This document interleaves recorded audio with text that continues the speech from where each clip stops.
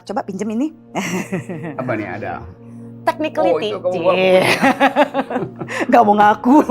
Mentang-mentang buku kita sama. Jadi ini adalah technicality. Yes. Semua posisi hubungan seksual ini ya, yang ada berbagai macam gaya, ini memampukan orang untuk bisa menikmati seks.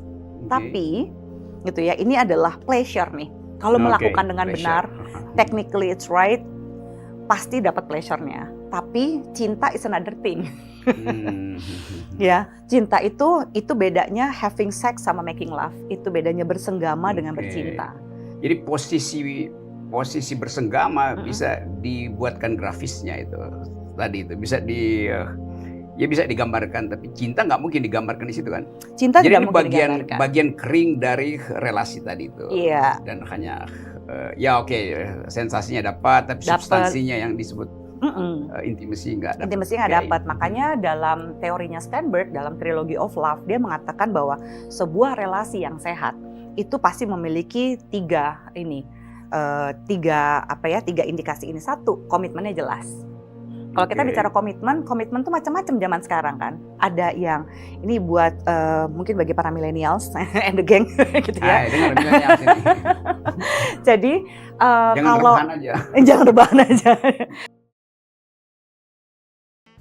Halo, selamat malam teman-teman. Edisi kali ini saya mau bercakap-cakap secara intens. Intens artinya mendalam dan membahayakan. Satu topik yang selalu jadi kontroversi, yaitu soal seks. Sebetulnya seks dan korupsi itu dua hal yang menetap dalam peradaban manusia. Dan dua-duanya sebetulnya datang dari satu sifat manusia yang menginginkan pleasure, kesenangan tuh. Kesenangan seksual diberikan oleh alam, tapi kesenangan korupsi pasti bukan dari alam, itu pasti dari politik tuh, oleh kekuasaan. Kita mau lihat tema itu dalam versi yang lebih panjang itu. Karena itu saya butuh seseorang yang paham tentang lika-liku isu seksual di dunia, khususnya lagi di Indonesia. Yang kadang-kala dianggap tabu tapi dibutuhkan untuk dianalisis tuh.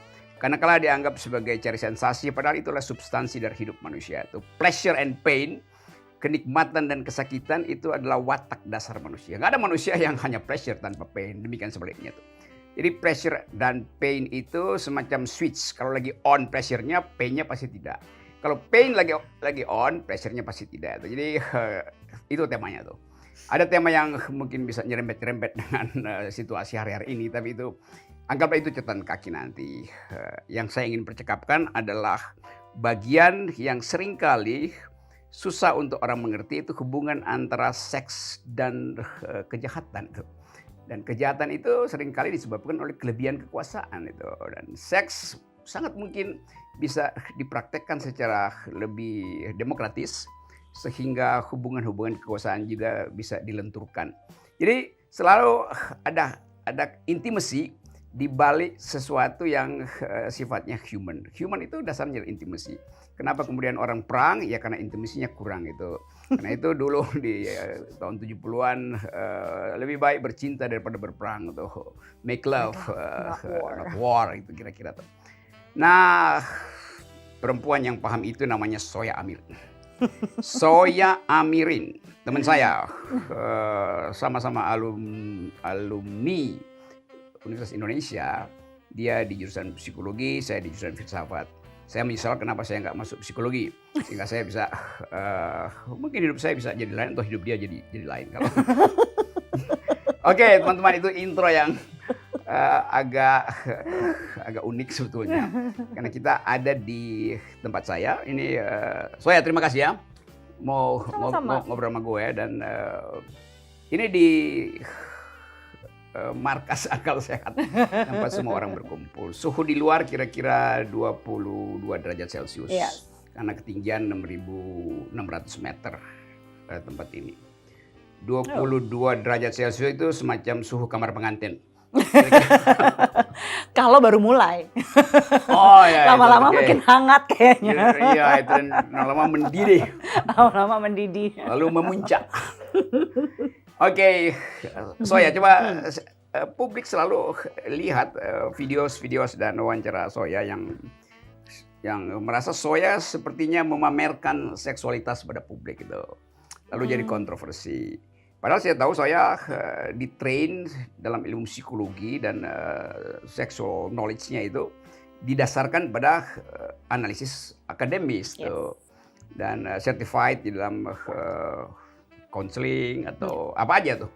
Jadi hari ini saya mau terangkan pada kita, sebelum saya kulik-kulik lebih jauh sebetulnya apa ada pengalaman yang lebih berbahaya sehingga dia kita akan berbagi pengalaman. Yes, oke.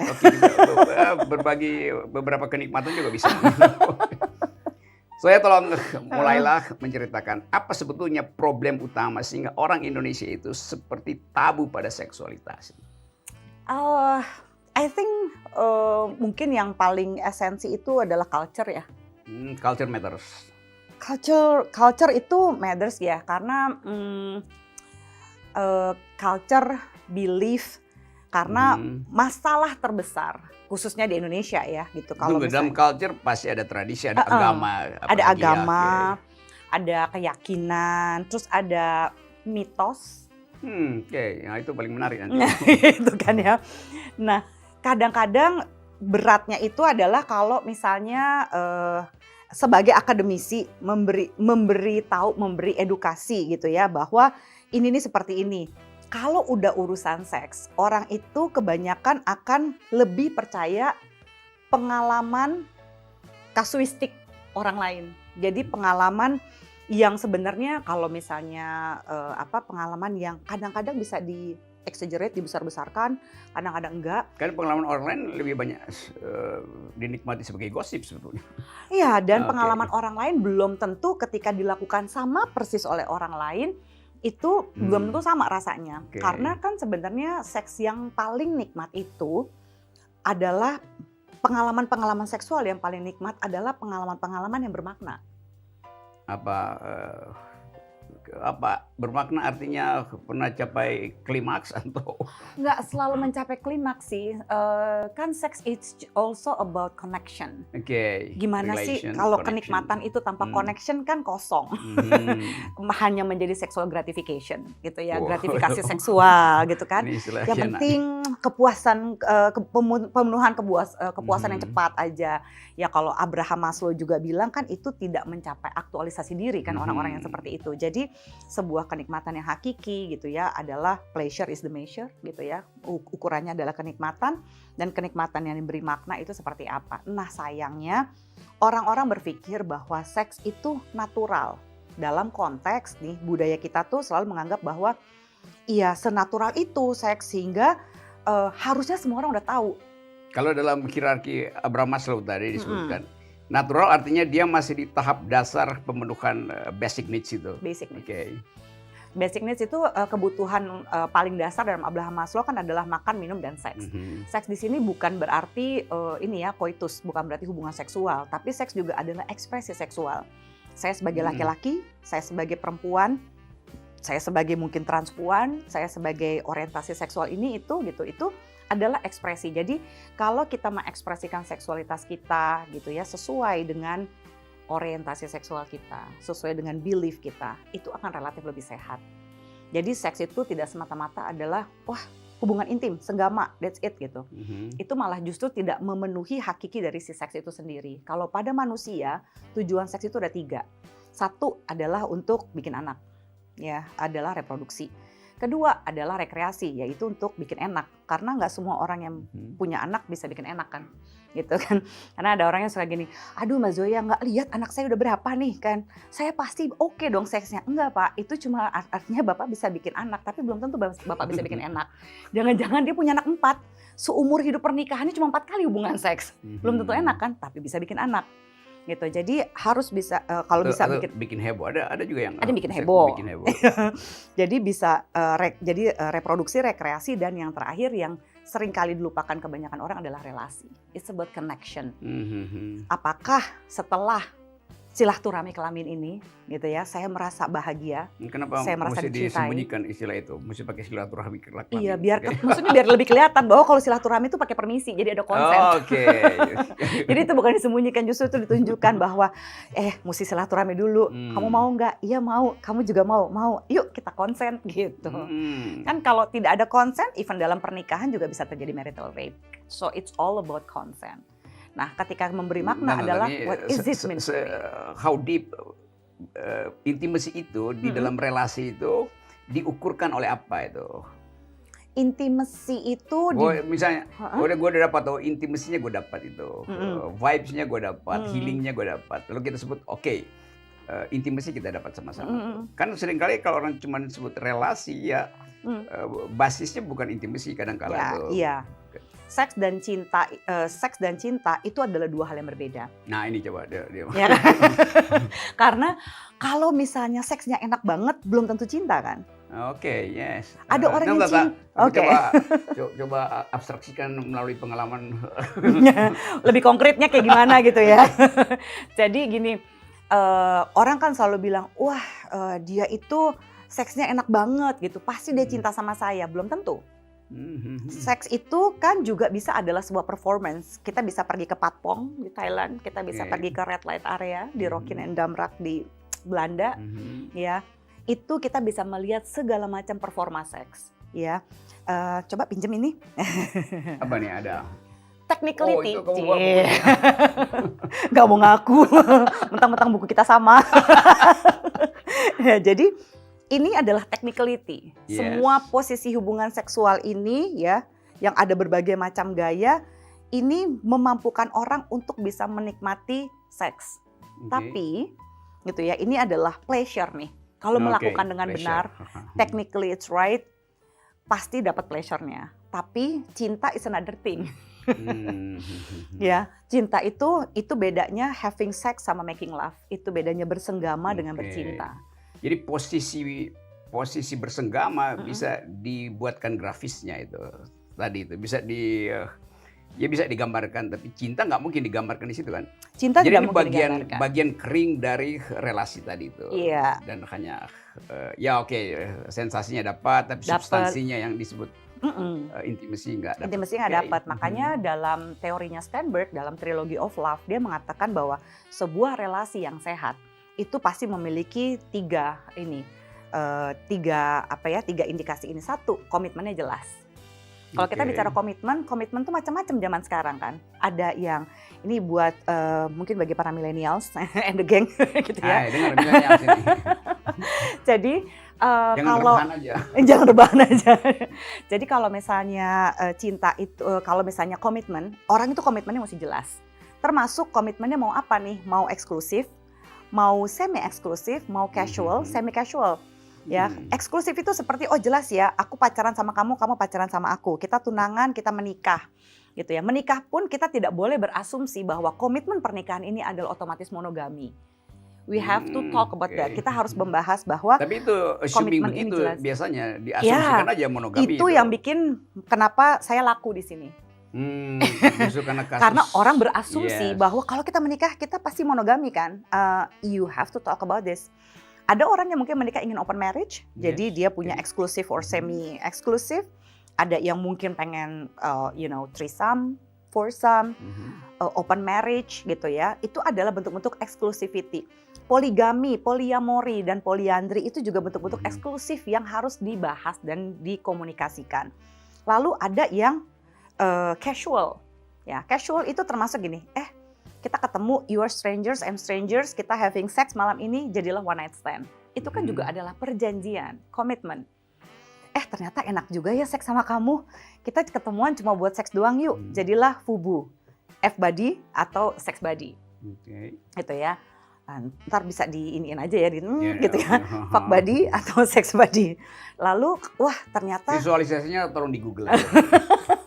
Ternyata terus misalnya ini, bersahabat, nongkrong, hangout bareng, cocok gitu ya. Terus udah gitu mau nambah nih ke seksual ini. Teman tapi mesra dulu. Teman tapi mesra zaman dulu, zaman sekarang adalah friends with benefit. Ya kan, persahabatan. Saya agak... Friends with benefit, FWB. Oh itu Ya, namanya. millennials paham, paham, Benefit. paham, Oke. paham, itu paham semua mereka. Oke. Kekinian mereka. Jadi friends with benefit itu adalah, wah kita bisa temenan, tapi kayaknya buat pacaran kita belum bisa deh. Cuma kalau temenan plus seks kita oke, gitu. Jadi itu semua harus dijelaskan dengan komitmen. Kita nggak bisa berasumsi. Apalagi kalau nggak yang satu baper, aduh gue sebenarnya udah naksir dia, tapi dia maunya cuma FWB-an, gue ngikut aja deh. Nah terjadilah drama biasanya setelah itu. Itu komitmen kalau katanya ini ya, pertama katanya Steinberg. Setelah komitmen ini yang kedua itu adalah intimacy. Intimacy adalah bagaimana si individu itu merasa Dan dicintai. komitmen ini bukan sekedar perjanjian perdata di atas Bukan. materai kan, tapi semacam ya perjanjian etis. Yes. Ada ethical drive yang bikin orang percaya pada this is my That's the right word. apa namanya biasanya orang apa tandanya nih? Vow, Swear. commitment. Yeah, I swear. This is I want to commit with you gitu ya in this amount of time dengan cara seperti ini. Yang seperti itu membicarakan komitmen seperti itu justru relatif lebih langgeng menurut penelitiannya Steinberg gitu ya, dan Gottman juga dari Gottman Institute Washington University. And then kita beranjak dari komitmen udah jelas nih. Oke, kita mau apa? Open marriage misalnya. Kita FWB gitu ya. Kita ini one night stand. Setelah jelas mau jadi komitmennya apa, baru kita masuk ke sini. Kalau misalnya dalam pernikahan, oh kita setuju bahwa kita akan monogami. Bentuk monogaminya kayak apa? Apa yang akan kita lakukan saat kita bosan gitu ya. Terus bagaimana kalau kita menghadapi temptation atau godaan yang bohong banget kan kalau orang nggak punya godaan. Orang kalau katanya Bartens dalam buku etikanya dibilang bahwa seorang yang suci itu bukan orang yang nggak ada godaan, yang tinggal di atas gunung sendiri seperti Rocky Gerung ini, misalnya. Tapi adalah orang yang justru menghadapi godaan dan bisa mengatakan tidak terhadap godaan itu. Gitu. Catatan kaki dulu ya, Bartens tadi yang disebutin oleh Soya itu namanya Kees Bartens itu. Orang Belanda yang jadi warga negara Indonesia dan mengajar filosofi dan etika. Almarhum itu. Iya, jadi kita semua dulu di psikologi harus baca bukunya dia kan gitu, buat etikanya. Jadi di situ kita beranjaklah dari komitmen yang sudah jelas kita maunya apa. Satu lagi nih supaya sekaligus kita tadi disebut istilah Abraham Maslow, seorang psikolog yang behavioral psychology yang mengulas hubungan-hubungan sosial yang didasarkan pada upaya untuk pembunuhan diri, pencapaian itu. Jadi catatan kaki buat teman-teman millennials yang malas untuk nge-google. Terus, ini informatif sekali. Yeah. Thank you for helping me with that. Gitu. Terus dari komitmen yang jelas ini kalau kata Steinberg gitu ya, kita menuju kepada intimacy. Ini ya. Tahap keduanya. Ini tahap keduanya. Intimacy itu adalah bagaimana si individu di dalam relasinya itu merasa dicintai dan bisa mencintai. Karena memberi dan menerima cinta ini pelik ya gitu. Saya percaya bahwa banyak orang itu sebenarnya bisa merasakan cinta tapi seringkali tidak bisa menikmatinya. Jadi misalnya, aku jatuh cinta sama orang ini. Enggak, gue gak berasa seperti ini, denial. Padahal menurut aku, rasa cinta itu seperti orang hamil. Masa gini, Joy kamu hamil gak? Aku agak-agak hamil deh kayaknya, gak ada kan? Either you're pregnant or you're not, gitu. Jadi sebenarnya rasa cinta itu bisa dirasakan. Terserah orang mau bilang, I like it. I really, really, really like you. I love you. I kinda like you. Tetap aja, feeling is there. Tapi ketika semakin orang mendinai rasa cinta itu, datanglah ego. Datanglah, ya banyaklah hal-hal yang bisa memboikot intimacy ini. Jadi intimacy is not about sex. Intimacy adalah tentang bagaimana si individu itu merasa disayang, merasa diterima. Nah ini juga aku melakukan tesis waktu S2 aku itu, aku bikin penelitian sehubungan dengan ini. Aku pengen tahu kira-kira pada saat hubungan seks pertama atau malam pertama atau baru ganti pasangan baru gitu, apa sih yang dipikirkan laki-laki dan perempuan? Ternyata kebanyakan laki-laki dari berbagai status sosial dan berbagai usia memikirkan pada saat hubungan seks pertama adalah gue mau perform, I want to show off nih, gue bisa kungfu panda nih, gue bisa 360 derajat nih, I can do this and that gitu. Sementara kalau perempuan justru lebih memikirkan, am I sexy enough for him, am I good enough gitu ya. Jadi sebenarnya nggak ngaruh nih pada saat hubungan seks pertama tuh pakai matiin lampu, nyalain lampu gitu ya. Karena si perempuannya pengen yakin dulu, gue diterima nggak sih? Am I accepted by him? Aku tuh disayang apa enggak sih gitu ya. Sementara si laki-lakinya sibuk memikirkan, aku mau show off gaya apa nih dan segala macam.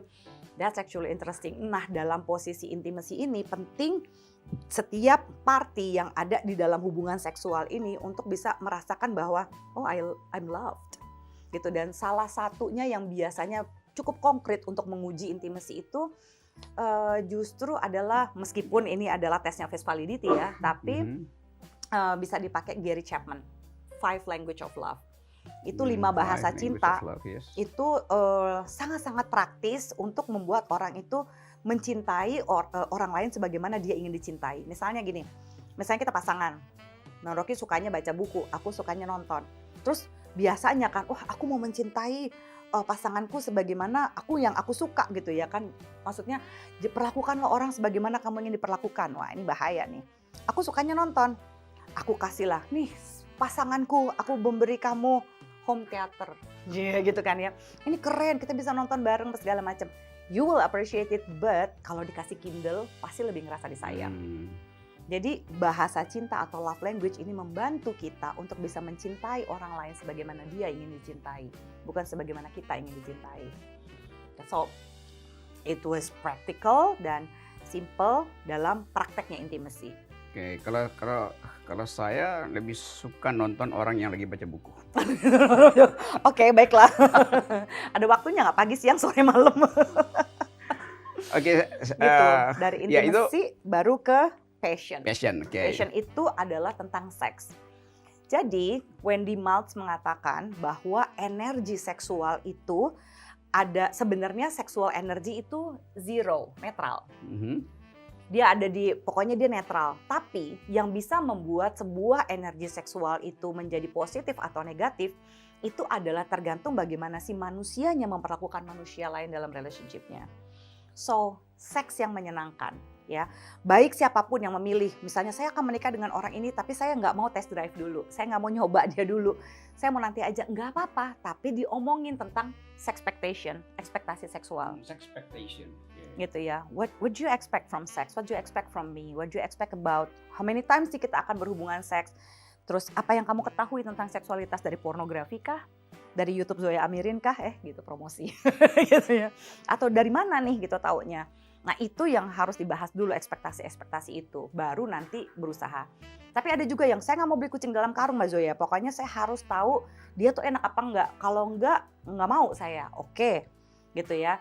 Itu juga tetap bukan berarti yang sudah pernah melakukan hubungan seksual atau yang belum menjamin ke depannya akan oke. Karena yang paling bagus itu adalah hubungan seks yang sebenarnya makin lama makin enak. Makin lama makin enak itu adalah sekali lagi kualitas ya, bukan kuantitas. Karena kebanyakan orang berpikir kuantitas bahwa seksnya makin banyak makin oke. Oh, belum tentu. Itu akan problematis. Tapi kualitas itu mau sekali sebulan, seminggu sekali, setahun sekali sekalipun. Kalau misalnya dia kerjanya kapten kapal yang harus pergi-pergi ketemu istrinya cuma kayak setahun sekali gitu ya. Selama itu berkualitas, itu bisa membantu mempertahankan rumah tangga dan be faithful tadi. Seperti kata energinya si Wendy Maltz. Jadi ketika dengan satu orang yang sama kita mengeksplor ribuan gaya, itu justru akan meningkatkan energi positif dibandingkan dengan berbagai macam orang and you have a lot of experience tapi nggak pakai hati. Gitu. Tadi jadi urutannya tadi komitmen dan intimacy dan passion itu. Oke, coba kita sedikit lagi sebelum kita pindah bab ya.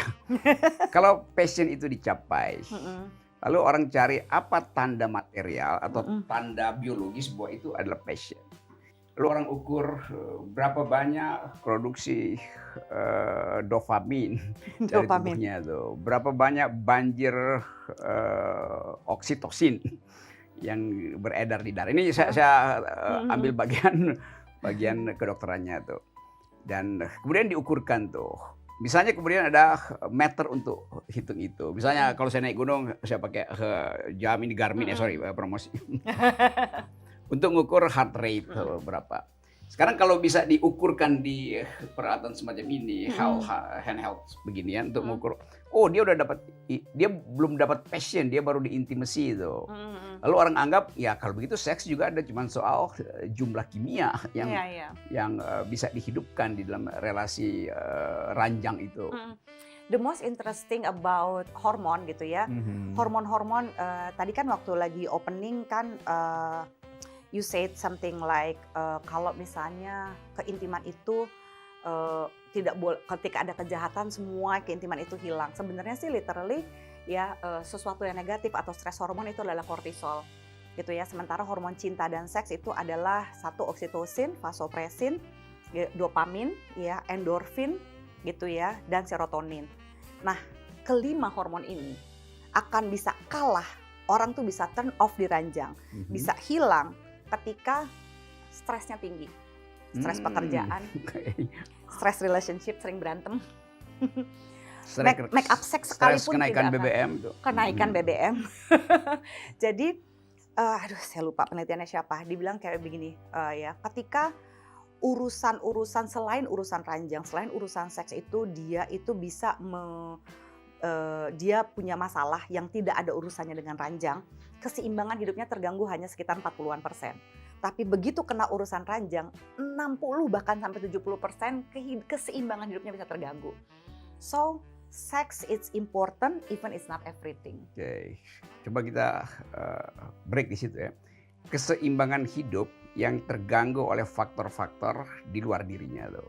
Kita bahas berikut ya. Coba teman-teman, ini saya mulai ngos-ngosan ini karena mengejar sesuatu yang ada di dalam alam pikiran Soya yang nggak berhenti. Excited, yes, sorry. tuh. Makin lama kita mau tahu nih ujungnya apa pembicaraan kita tuh. Jadi istirahat sebentar ya teman-teman. Nanti masuk bab 2. Oke.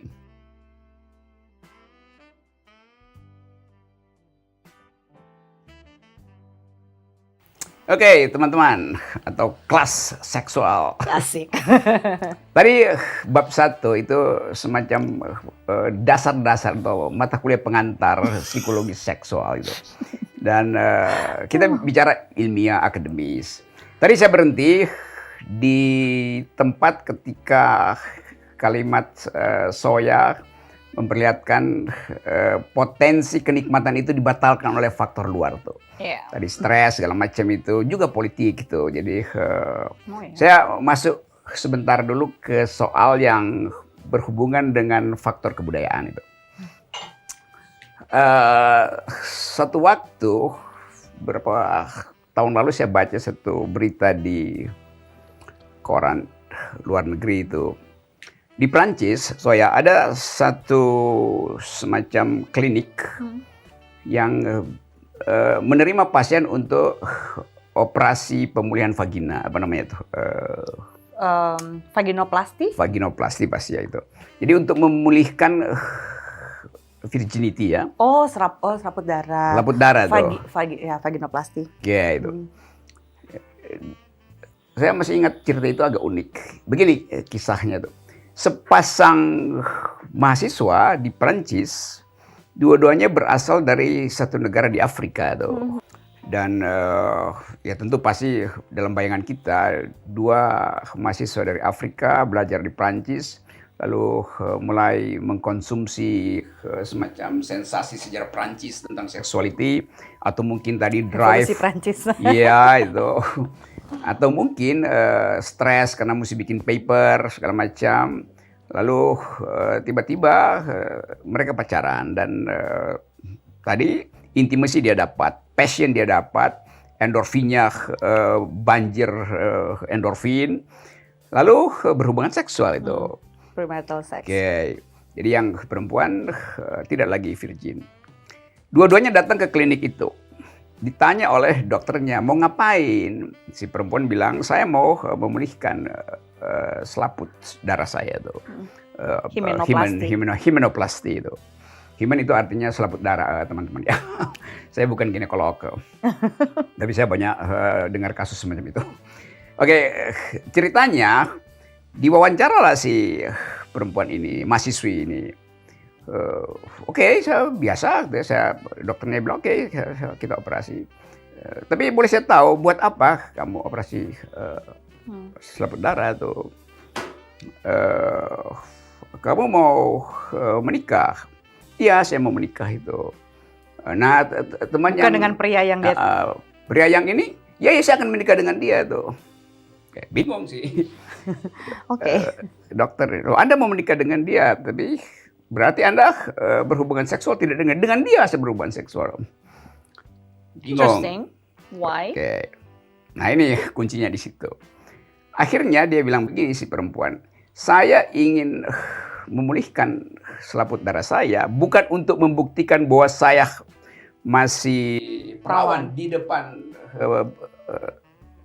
pacar saya yang ada di depan saya ini, karena memang dia yang memerawani saya. Saya tidak ingin membuktikan pada dia, tapi pada keluarganya saya ingin buktikan itu. Oh, Oke, jadi masih zaman Siti Nurbaya ya? Ya itu, itu zaman apa itu ya? Jadi bagi si perempuan ini, dia harus buktikan kalau dia pulang ke negaranya, ke kampungnya itu, dan pernikahan terjadi di situ, di malam pengantin dia mesti angkat spraynya bahwa masih berwarna merah, masih ada bercak darah, tanda masih perawan. Jadi itu menunjukkan bahwa ada juga semacam kejahatan di situ. Kejahatan yang terpaksa dibuat karena tuntutan kebudayaan. Jadi kalau nggak perawan pasti nggak bisa kawin. Jadi dia memanipulasi kenikmatan dia yang secara sadar tadi, komitmen dia oke, kita bersetubuh. Orang yang sama pula. Orang yang sama pula, tapi dia tahu bahwa ada lingkungan yang tidak bisa terima dia tuh. Ya.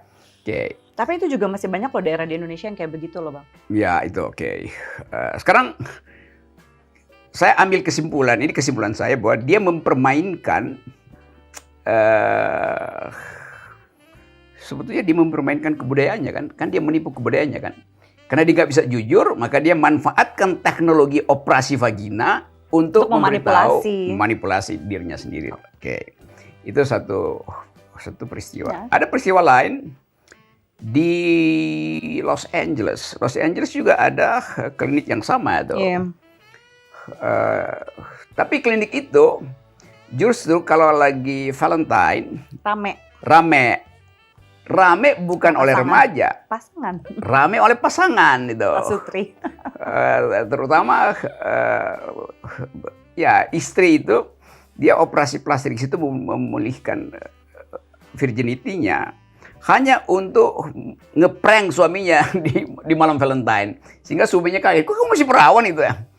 Jadi bayangkan di Los Angeles ada permintaan suaminya juga kalau nggak salah. Ya ada permintaan suami, karena perawan lagi mau lihat darahnya, soalnya. Yes, remembering the past itu kan. Jadi itu datang dari komitmen yang sama. Tetapi kalau kita bikin perbandingan nilai di Los Angeles, virginity jadi semacam lucu-lucuan. Karena mau saling ngeprank kan, lu masih perawan. Culture. Jadi culture operasi plastik itu beda di Los Angeles dengan di sebuah kota di Prancis itu kan. Tapi dua-duanya menunjukkan bahwa ada masalah sebetulnya hubungan antara keperawanan dan kebudayaan tuh. Tadi saya bilang bahwa di kita juga praktek semacam itu ada walaupun diam-diam tuh. Seberapa banyak itu kasus itu orang yang datang ke counseling ke Soya? Ini kasus pertamaku waktu lagi masih praktek itu S2, aku ingat waktu itu aku kerja sama dengan LBH Apik kalau nggak salah ya, kita lagi konseling. Itu sekitar tahun, I guess tahun 2005-2006 ya waktu itu.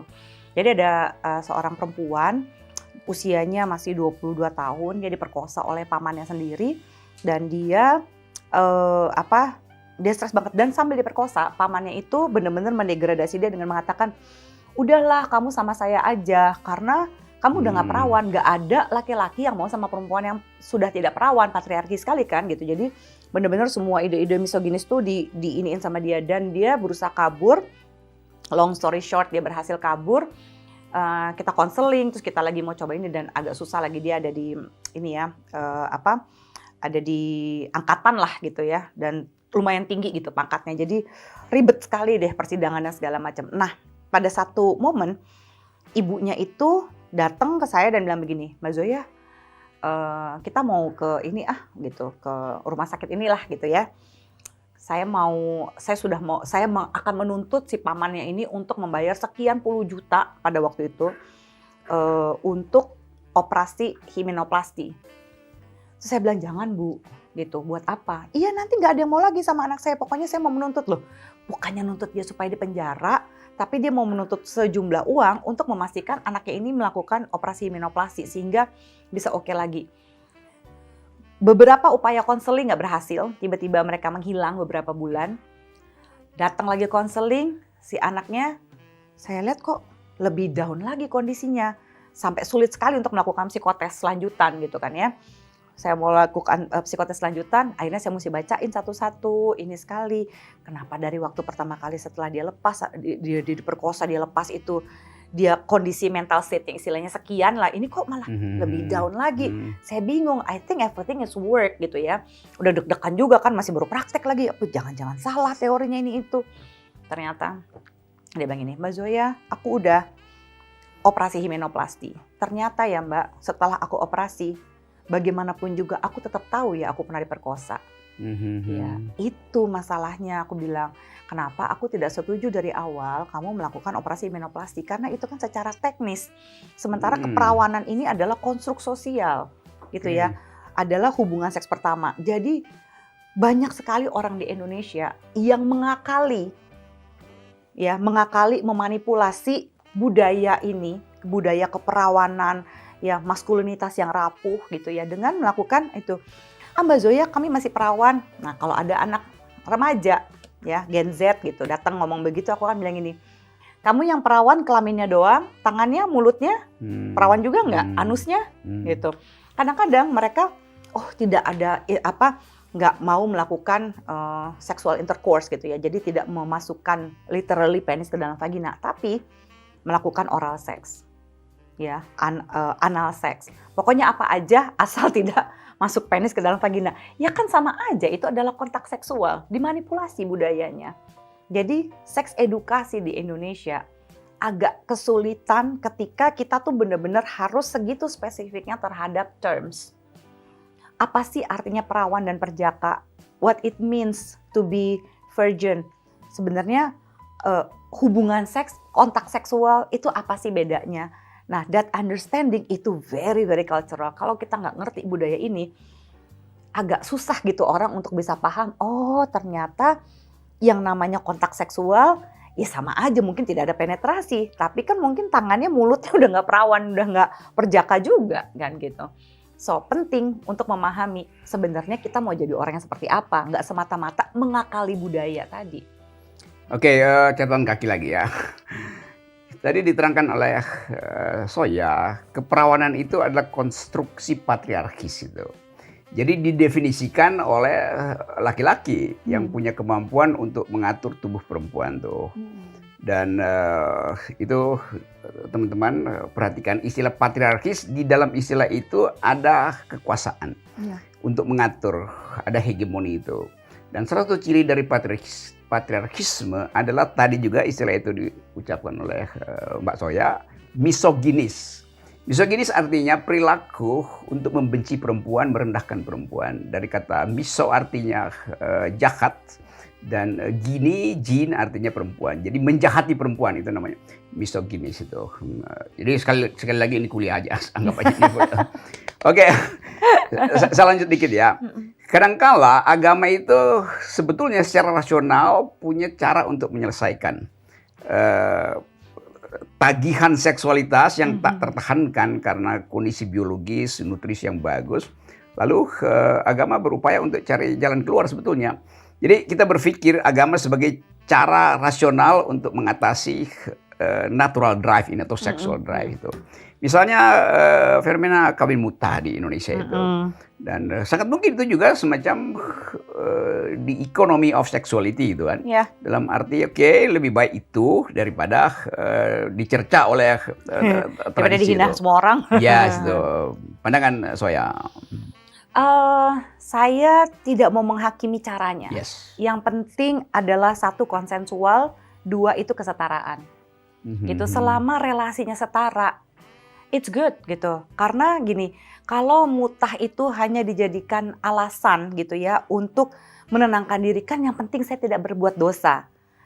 It's another excuse. Atau misalnya, ini adalah cara saya untuk mendapatkan kamu, menikmati kamu gitu ya. Tapi kamu tidak bisa mendapatkan itu dari saya, kan tidak ada kesetaraan. Dan lebih sering dalam konteks ini, mut'ahnya itu adalah si perempuannya relatif lebih sering dirugikan. Tidak selalu, tapi relatif sering dirugikan.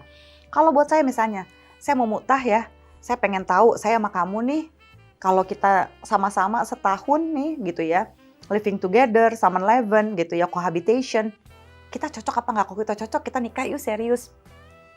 Fine by me, gitu kan ya. Tapi gini, jangan pernah memilih sesuatu yang konsekuensinya kamu nggak bisa tanggung. Kalau kamu nggak bisa menanggung, wah nanti diomongin orang, ini begitu, kita mut'ah aja deh, siri.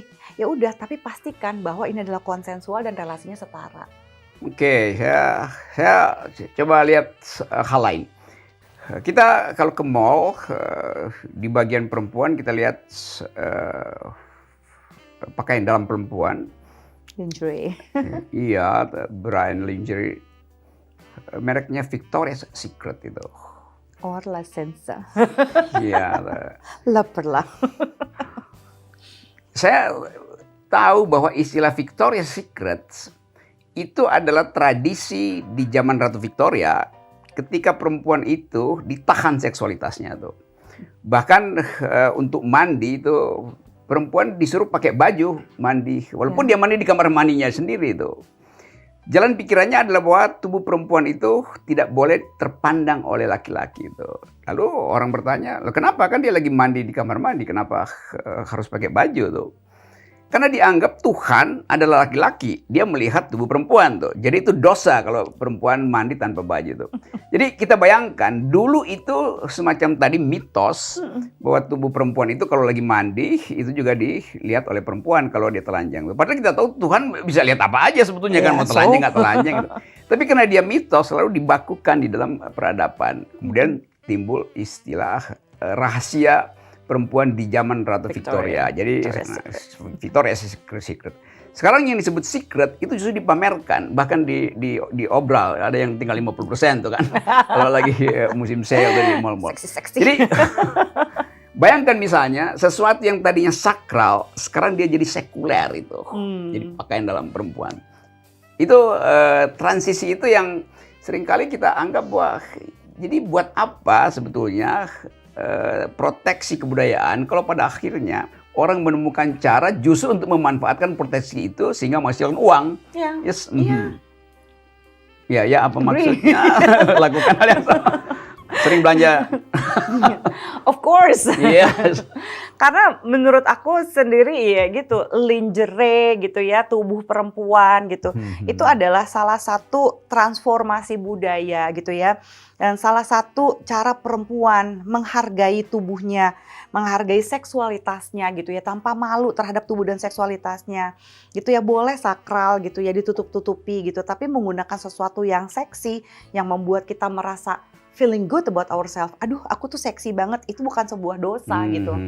Dan seringkali kalau lagi mengajarkan seks edukasi ada satu ini ya, pesan penting yang aku selalu sampaikan kepada hampir semua ini perempuan dan laki-laki, bahwa gini loh, apalagi perempuan, tubuh kita itu bukan demokrasi, tubuh kita itu adalah monarki gitu.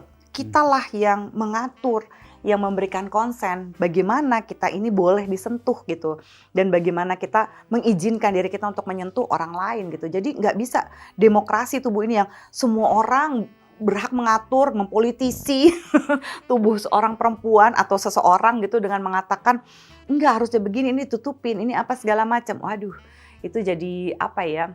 I think it's violation gitu ya. Itu juga tidak menghargai individu, tidak menghargai tidak menghargai si individu itu seutuhnya gitu ya. Karena seksualitas itu kan juga adalah kebebasan berekspresi. Nah di situ. Jadi kalau saya simpulkan, ini kesimpulan sementara. Nah kita selalu ingin bicara tentang pembebasan tubuh, tentang hak perempuan untuk mengatakan tidak tuh.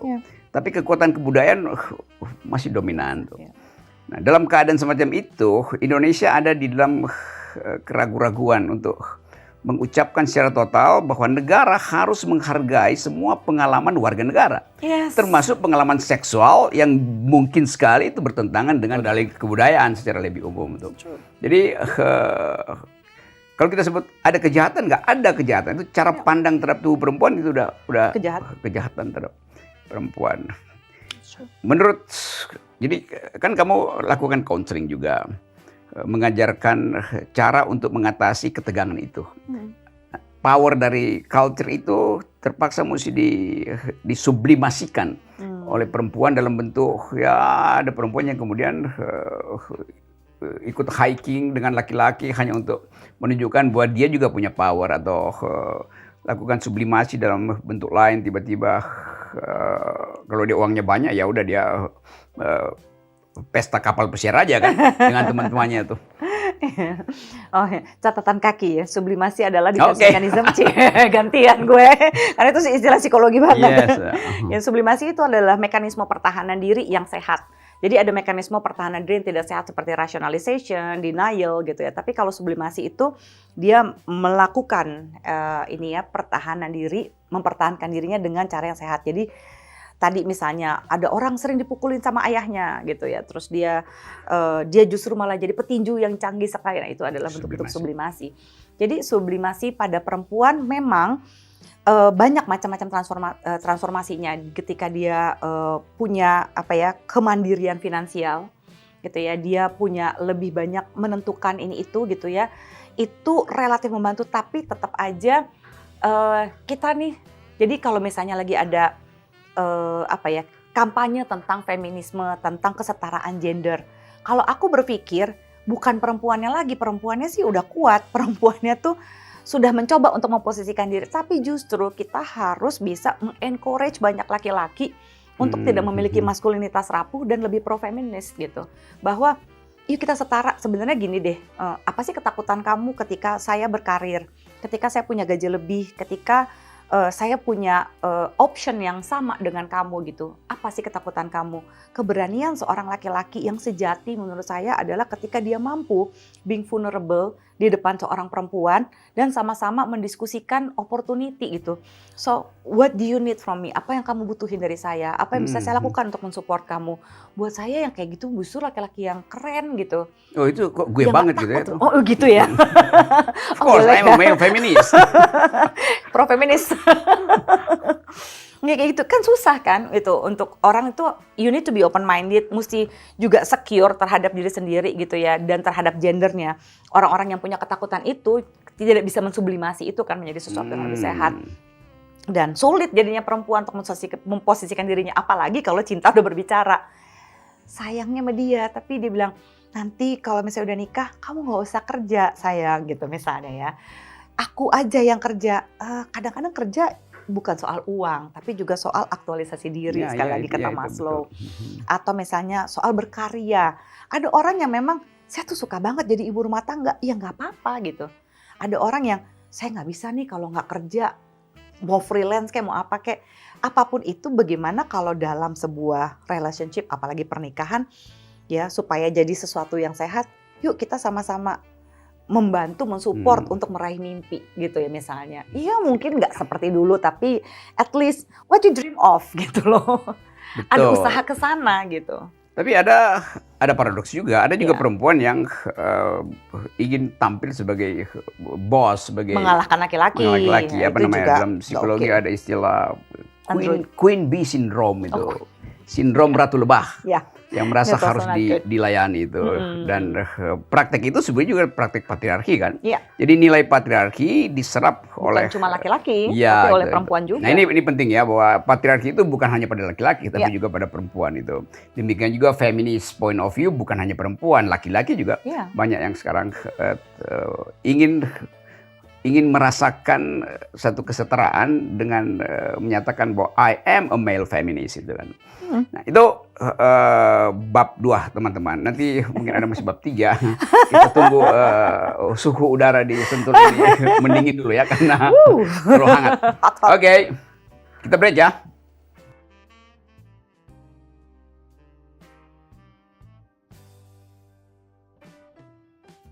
Oke teman-teman di RG TV channel. Saya lanjutkan pembicaraan yang meledak-ledak ini. Yaitu tentang hubungan antara seksualitas, kekuasaan, kebudayaan, dan bahkan kejahatan tuh.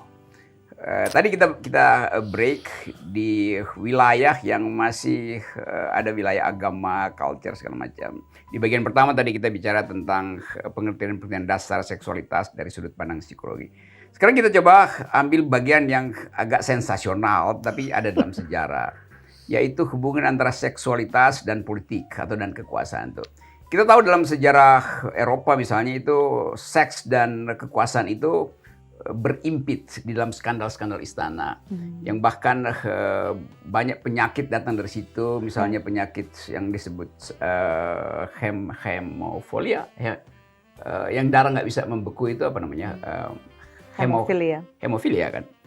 Dan itu disebabkan karena kekuasaan itu nggak mau cari partner di luar keluarganya, sehingga terjadi perkawinan antar incest sebetulnya itu dasarnya itu. Tapi dasarnya incest itu adalah untuk melindungi harta supaya kekuasaan itu tetap terpusat tuh. Jadi impact dari arogansi kekuasaan adalah menurunnya kualitas hidup anak cucunya tuh. Dan sampai sekarang itu masih ada dalam tradisi itu. Juga di Eropa kita masih tahu banyak skandal. Di Inggris ada Raja Arthur yang meninggalkan tahtanya karena jatuh cinta pada seorang sastrawan Amerika, sehingga dia menolak untuk jadi raja dan menganggap drive saya untuk mencintai seseorang itu lebih besar daripada drive saya untuk pergi pada kekuasaan. Kan itu keren banget. Ada Lady Di yang kemudian jadi meninggal 97. Iya, itu semua orang tahu. Di Amerika ada soal Monica Lewinsky yang nyaris menjatuhkan Presiden Bill Clinton pada waktu itu. Jadi seks dan kekuasaan seolah-olah hal yang di Indonesia dong. Seks dan para raja. Oh, di Indonesia. Para raja-raja zaman dulu. Raja-raja zaman dulu juga aktivitasnya adalah ranjang aja tuh. Dan bahkan pindah-pindah ranjang dan memanfaatkan kekuasaan dia untuk bahkan merampas istri satpamnya kalau sekarang itu. Bawahannya. Istri bawahannya itu. Tapi itu dianggap sebagai perhambaan atau hak dari raja itu untuk merampas istrinya karena dianggap itu properti kerajaan, segala macam. Nah, arogansi itu yang kita tahu skandal Amangkurat I, Ken Dedes dan siapa namanya nih yang menusuk Tunggul Ametung, itu Ken Arok.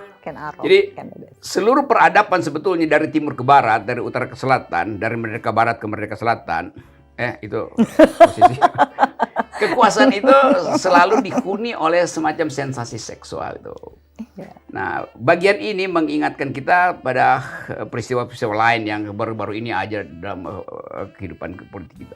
Tapi yang ingin saya percakapkan dengan Zoya adalah apa yang bisa kita ucapkan untuk memperkuat daya tahan terutama the girl power ini kan, supaya kita mengerti bahwa memang misoginis, junto patriarkisme itu masih beroperasi di kita, dan pertahanan mental, pertahanan fisik bahkan atau pertahanan pengetahuan dari millennials kita itu kadangkala easy going aja tuh, anything goes tuh. Padahal sebetulnya di dalam kondisi anything goes, patriarki justru masih bisa memanfaatkan kerakusan birahinya tuh.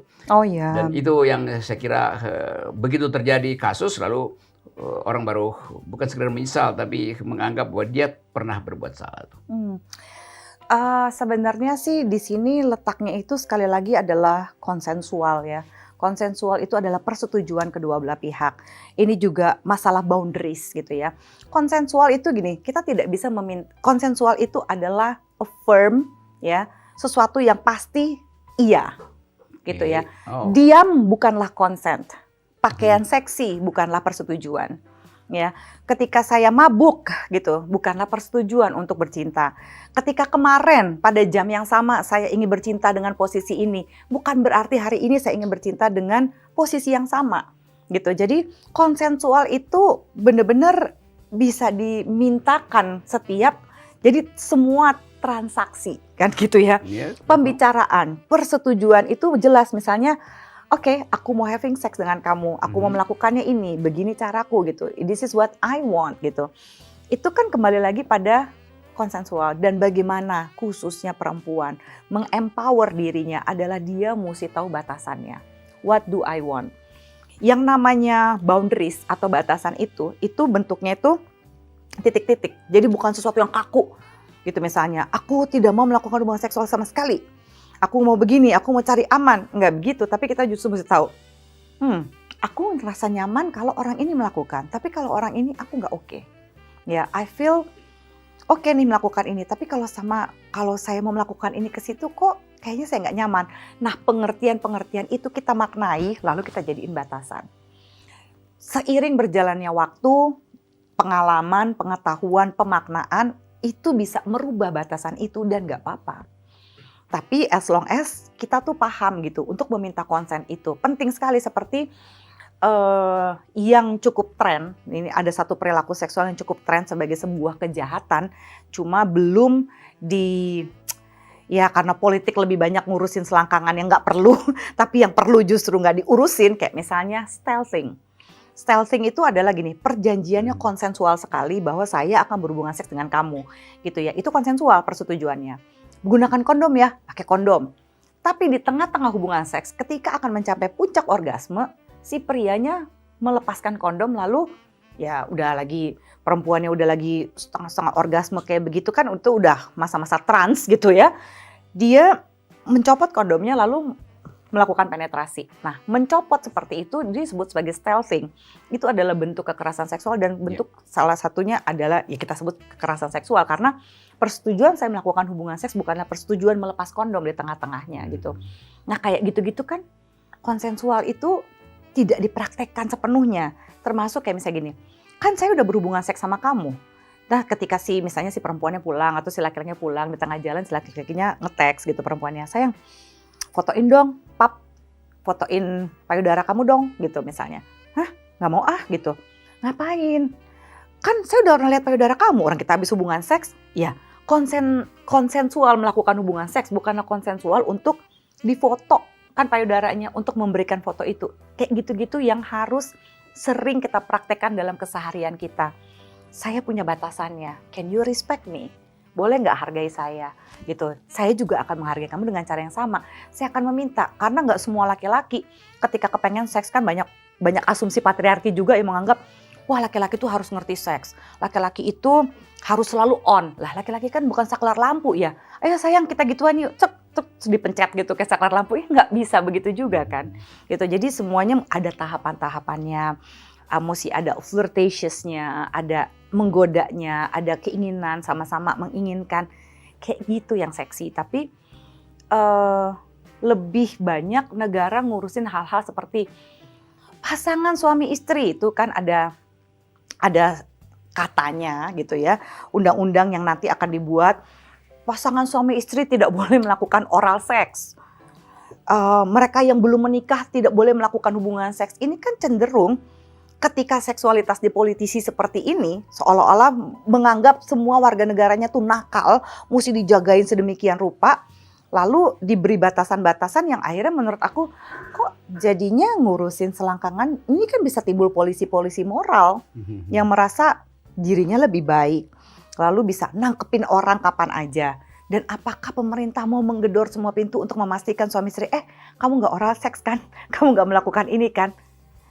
Itu kan nggak penting ngurusin selangkangan kayak gitu. Bagaimana kalau memberikan kemerdekaan pada setiap orang untuk memahami apa batasannya kamu, gitu ya. Dan bagaimana kamu menghargai diri kamu dengan konsen itu tuh seperti ini. Kalau dia bukan konsen, dia cuma bukan konsen. Konsen is simply yes, I want to do it. Iya, saya mau, gitu. Oke, ya polisi moral mungkin dia ketok-ketok pintu malam hari terus dibukakan oleh. Kenapa? Kamu oral ya? Kok oral? Saya pikir Bapak petugas BLT mau bawa sembako. Jadi memang ada overmacht gitu, kelebihan kekuasaan pada negara untuk mengatur. Ada pepatah bilang begini nih, beauty is but skin deep itu. Kecantikan itu hanya sebatas kulit sebetulnya. Tapi justru dalam setipis kulit itu kekuasaan bisa beroperasi tadi dengan mengatur perilaku seksual. Demikian juga kapital masuk bahkan di di epidermis perempuan itu kan, laki-laki juga sebetulnya, melalui yang disebut farmakopolitik gitu. Dan praktek itu yang menyebabkan juga tubuh perempuan jadi sumber sensasi untuk menghasilkan atau menambah akumulasi kapital kan. Dan itu yang kita sebut fungsi iklan di dalam politik patriarkis itu. Demikian juga soal teknologi itu. Teknologi kadangkala dioperasikan berdasarkan prinsip kelaki-lakian tuh. Dulu jarang ada perempuan atau bahkan agak tabu kalau ada dokter ginekolog perempuan tuh. Karena dianggap perempuan itu tidak cukup kuat untuk taruh tangannya ke dalam rahim atau menarik sang bayi di situ kan. Dia dianggap ginekolog itu adalah wilayah laki-laki sebetulnya tuh. Nah itu arogansinya tuh. Sekarang mulai luntur. Jadi orang menganggap bahwa fungsi-fungsi yang bisa dibantu oleh teknologi, kenapa mesti dibedakan nama gender? Secara gender kan itu soalnya tuh. Saya mengamati itu sebagai perubahan cara berpikir orang tentang kekuatan laki-laki itu. Saya sering kasih perbandingan, kalau perempuan itu memang lemah, maka dia nggak mungkin bisa melahirkan kan. Nah kalau laki-laki bisa melahirkan, itu mungkin bukan ketiga dia udah pingsan itu. Bukan kelima dia mati gitu. Karena tubuh laki-laki tidak didesain untuk menahan rasa sakit gitu. Perempuan dia didesain bahkan untuk menahan sesuatu yang dalam psikologi disebut misery itu. Penderitaan yang laki-laki nggak pernah mengalami misery, dia mengalami pain, sakit dia alami. Tetapi apa ya misery bahasa Indonesia apa ya? Apa ya bahasa Indonesia? Susah itu. Jadi batinnya itu nggak terlihat bahwa dia sakit, karena dia nyimpan kesakitan itu. Coba di Google. Ya makanya, sengsara itu sekaligus ya? Bahasa Indonesianya aneh ya. Iya itu samsara itu juga merek parfum itu. Nah, oke, saya ingat juga ini cara orang bikin nama parfum kan, samsara. Dulu ada parfum judulnya Poison Number 9. Racun nomor 9. Termasuk ada filmnya tuh. Iya itu ada lagunya juga. Love Potion Number 9. Love Potion, kayak itu Eagle kalau nggak salah lagunya. Saya balik tadi pada soal industri yang justru menjahati tubuh perempuan itu kan. Dengan mungkin setelah 2-3 kali produk, 15 tahun baru disadari bahwa itu sebenarnya merusak tubuh perempuan itu kan. Misalnya Lancome dulu menarik produk-produknya karena komplain dari masyarakat konsumen internasional tuh. Nah kita mau lihat di situ bagaimana tubuh perempuan itu mengalami kejahatan justru oleh kapital. Nah, tentu lebih jauh dari itu. Bagaimana tubuh perempuan dioperasikan untuk menyehatkan seorang laki-laki yang sedang disiksa oleh kapitalisme itu. Kalau ada buruh misalnya mengalami eksploitasi di Tangerang, lalu dia pulang ke rumah, lalu dinasihati oleh istrinya, iya udah ayah sabar aja, toh nanti akan ada pembalasan di akhirat itu. Lalu batinnya kemudian pulih lagi, dia pergi lagi kerja, dieksploitasi lagi oleh kapitalisme itu. Jadi bolak-balik ada semacam circular error di dalam peradaban kita yang memungkinkan patriarkisme itu tumbuh terus kan? Dan makanya kita nih yang benar-benar punya peran ya paling besar gitu untuk udah stop sampai di kita gitu. Ya, let's do something about it gitu ya. Belajar menghargai orang yang kita cintai, orang yang ada di sekeliling kita. Siapa gitu? Ibu kita, ayah kita gitu ya, mungkin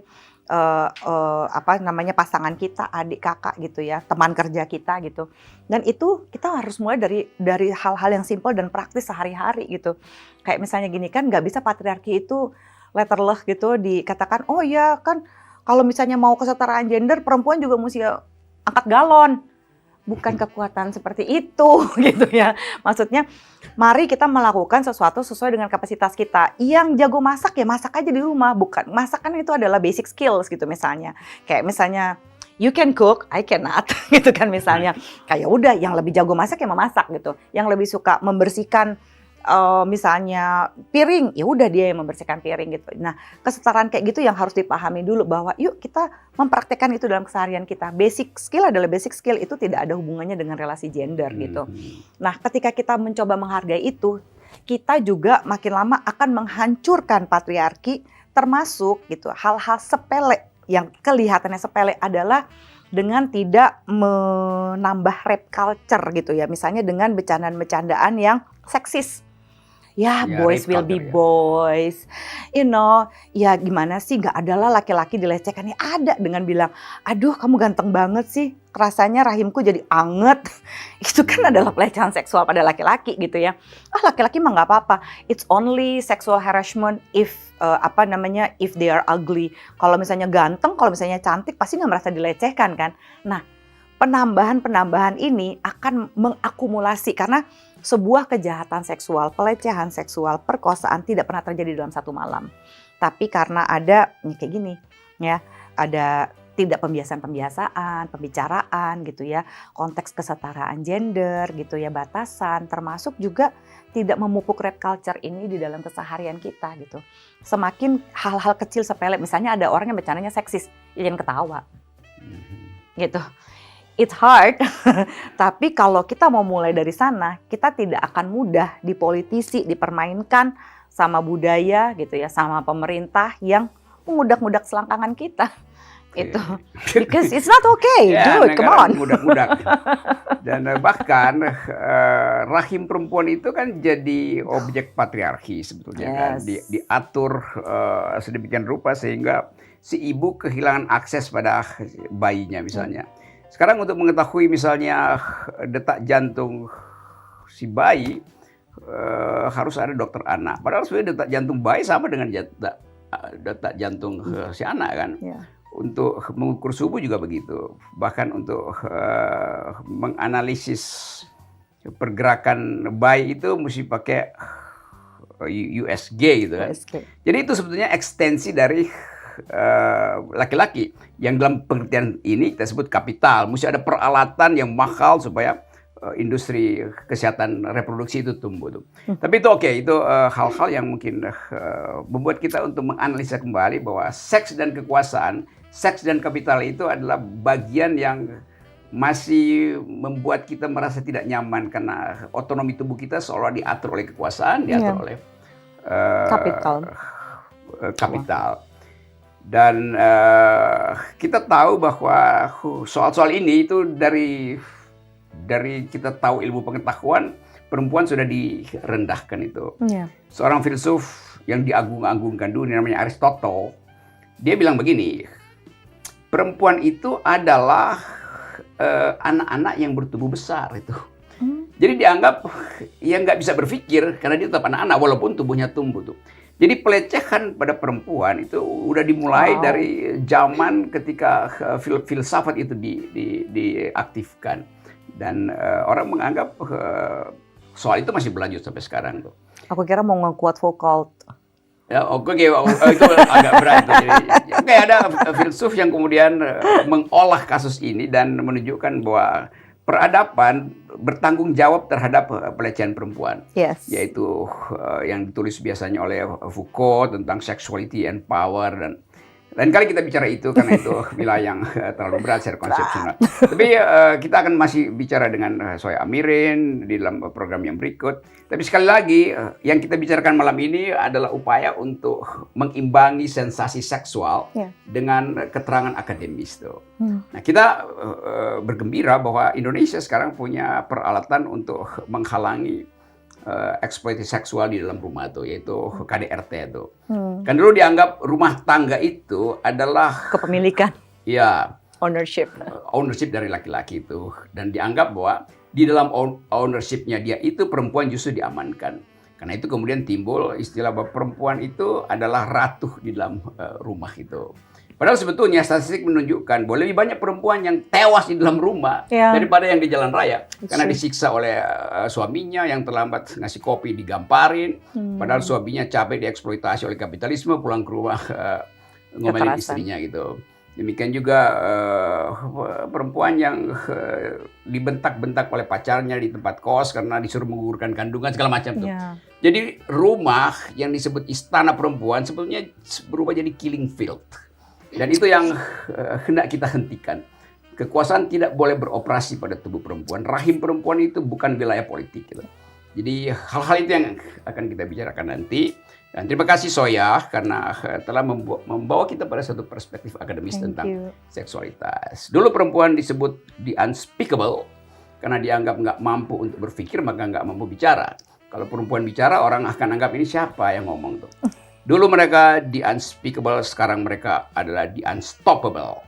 Soya Amirin adalah bagian dari upaya untuk menerangkan itu pada kita semua. Terima kasih, Soya Amirin. Sama-sama, my pleasure. Thank you. You're very welcome. Oke, boleh minum? Yay. Sesuatu yang menghangatkan Cheers. malam. Cheers.